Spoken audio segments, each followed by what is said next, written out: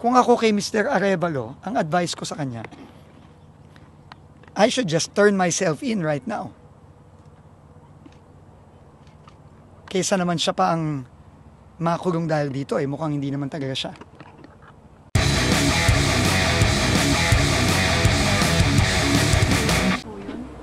Talaga po bang dami lang yun? Well, lahat tayo nanood ng Senate hearing. Anong tingin nyo? So inaalam pa po yun talaga? Siyempre, kailangan agamin natin yon. Kasama yan sa investigasyon ng ombudsman o ng DOJ at pagka nabuo na po yung independent commission na binubuo ng ating Pangulo, sila din ang mag-imbestigahan. Pero siguro naman, kitang-kita naman natin nung Senate Blue Ribbon. Hindi yung makasagot Kitang-kita mo naman So, kung ako kay Mr. Arevalo, ang advice ko sa kanya, I should just turn myself in right now. Kaysa naman siya pa ang makulong dahil dito, mukhang hindi naman talaga siya. Sec, are we seeing na marami sa Bulacan ang ghost project? Yeah, Kasi si Pangulo... Definitely. Madami. At kung kaya araw-arawin namin to. Sir, si former Secretary, mentioned 15 na missing. Na-brief kayo, sir, kung... Yes, I got a briefing, but of course, kailangan nating tignan. Pero ito talaga, na-mention to ni Secretary Bonoan, na-mention din meron ding mga ibang nag-feed sa amin na hindi ko pwedeng pangalanan, kaya kami nagpunta ngayon. Kitang-kita naman natin. Tsaka, yung kapal ng mukha na babalik dito, tapos pipikit buhayin yung patay dito, di ba? Na magmamadali, tapos talagang brazen. Kahayupan talaga nitong mga taon to. Sir, yung July, all 96, pinabayaran siya. Yeah. 96 Well, I will have to verify, but it looks like it. It looks like it. Sec, sa quality ng gawa, kamusta yun? Well, ngayon, in fairness, tinitingnan ko yung quality, okay naman. Matibay naman.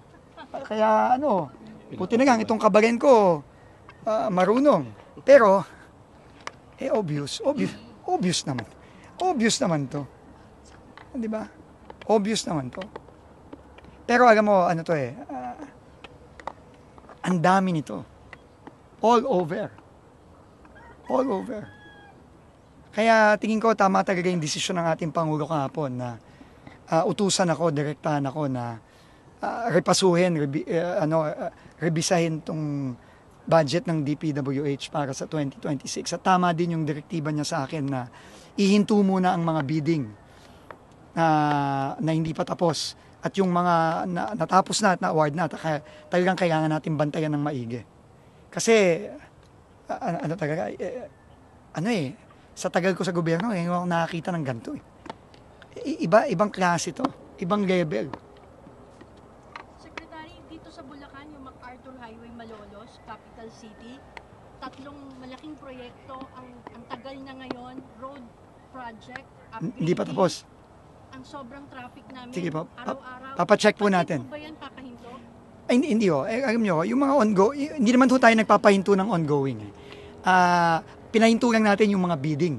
Yung mga binibid pa lang. Kasi gusto nating masigurado na hindi na biding-bidingan yan Pero yung mga ongoing, hindi natin pwedeng hintuyan. Kawawa yung mga kababayan natin.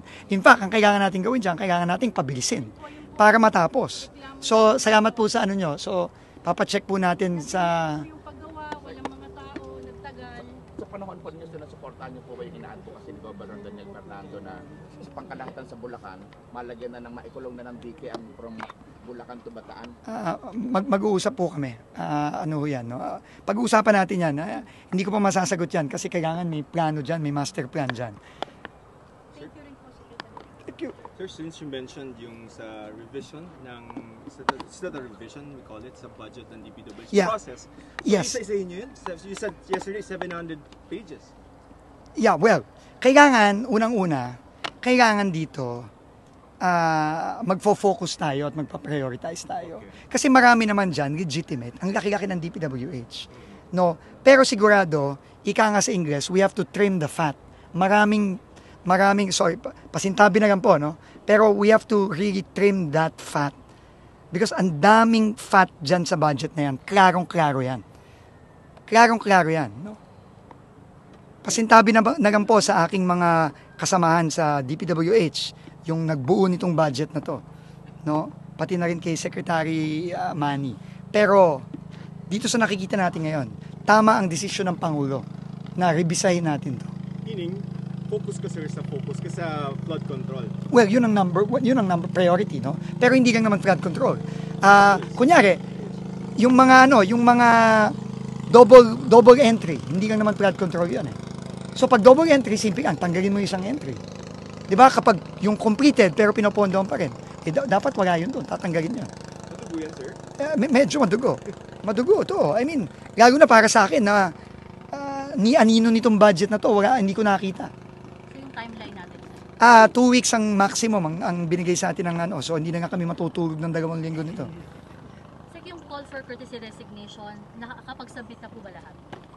Sa pagkakaalam ko, kung hindi man lahat, majority nagsubmit na. Pero may dinagdag kami kahapon.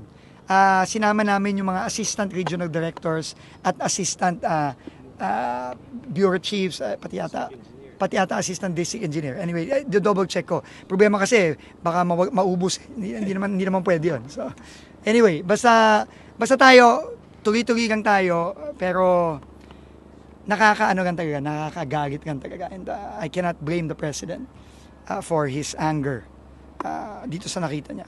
Kasi siya mismo nagpunta dito sa Bulacan, I think 3 times. So sir, i-fine-tune ko na. Kasi si Sir Secretary po na, may sinasabi siyang ghost and then half ghost. Ibig sabihin, hindi tapos.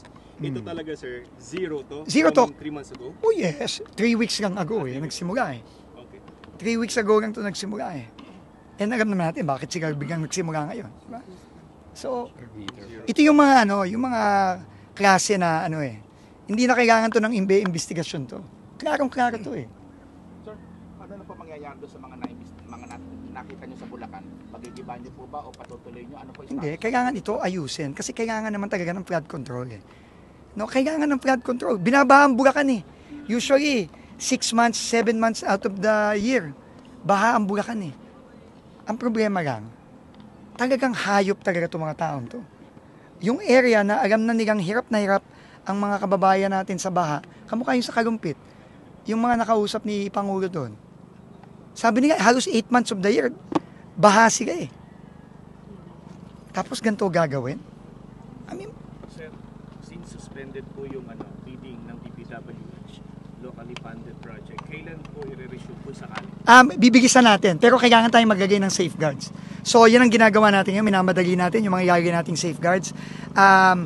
This weekend, kakausapin ko yung dalawa nating former DPWH secretary, si former secretaries Ping De Jesus and Babe Singson. I'm meeting them on Sunday. And I will ask them, help me find safeguards. Baka naman meron na silang ginawa dati na tinanggal at ibabalik na lang natin. So, titignan natin. No? So, basta kailangan, hindi natin pwedeng ituloy yung mga bidding hanggat wala tayong safeguards. Kasi kung hindi, mauulit na naman itong mga to. Sir, kasama sa safeguards, yung parang, kumbaga, wag na munang isali itong mga mambabatas, mga senators, may mga naliligtas. Hindi naman talaga kasama ang sa bidding, wala namang involvement ang mga legislators doon eh. It's just a contractor. It's a contractor and the DPWH. So I don't want to go beyond what I am supposed to do, which is to clean house. No, I have to focus on cleaning the DPWH. No? So, and yun ang gagawin natin. Sir, speaking of bidding, have you talked with Pickup? Kasi parang may irregularities din when it comes Yes. sa licensing Yes. ng mga po natin, Correct. contractors. So, Maraming problema. Napakaraming problema. And kailangan natin maayos yan. Lahat, pero isa-isa yan. Hindi to magic wand na maayos. Kung ano man ang gagawin ko, basta din, maayos na. Hindi ganun to. Matagal na proseso to. Pero we have to start somewhere. Nag-usap na ba kay ni Secretary, DTI Secretary kasi Nag-usap na kami. na yan, eh. Nag-usap na kami. Nag-usap na kami, meron na kaming pinag-usapan na gagawin namin. May mga gagawin siya. Ako, nakasuporta ako sa kanya, kay Secretary Roque.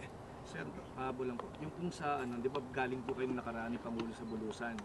May part kasi doon, nasa 300 sheet pile na bago dumating si Pangulo, nandoon at hindi na napuntahan. Nung pinuntahan namin, marami po talaga nakatambak katabi ng Pampanga rin. Oo. Possible po ba na bibisitahin din po ba din natin yung mga Hindi.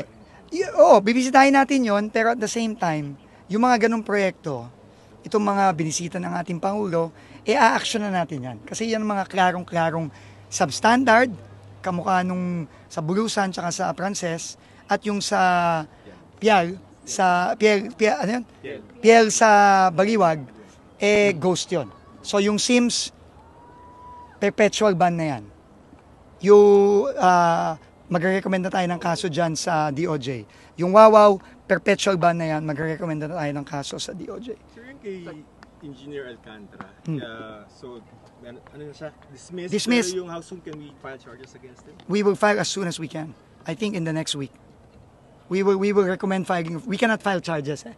That's the job of the Ombudsman. So we will recommend to the Office of the Ombudsman to file charges against these 3 individuals as soon as possible. Sino na po sa mga USEC ang nag-submit ng courtesy? Lahat nagsubmit na.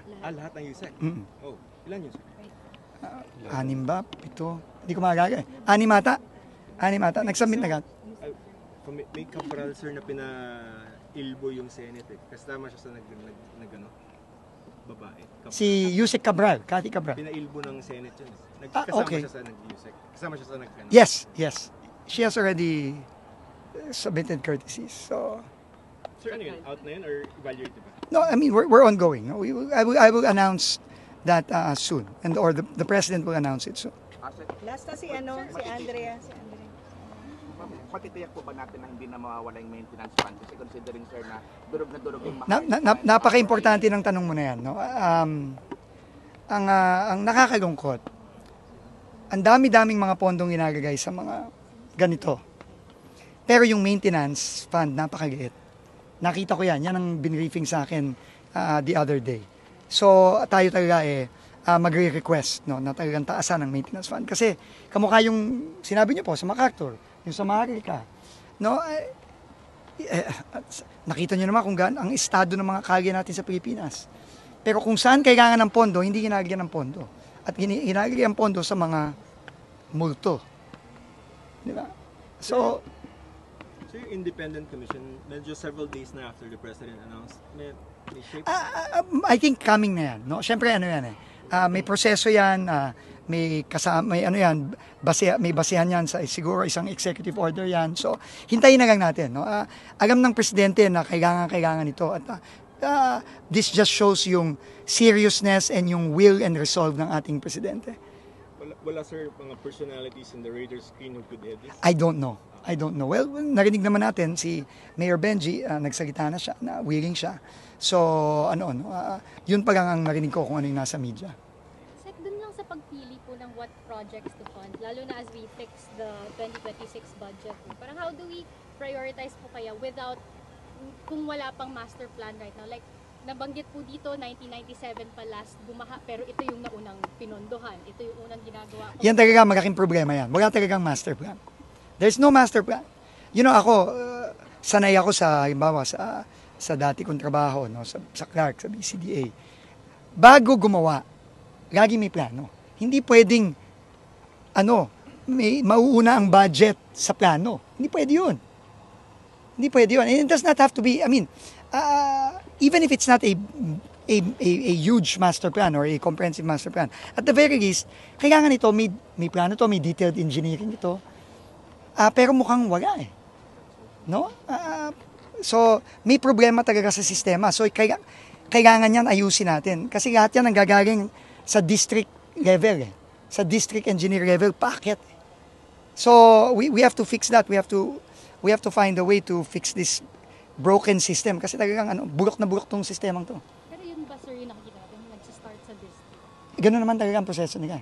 Ang DPWH budget starts from the lowest level and it goes up. And it's just the executive side.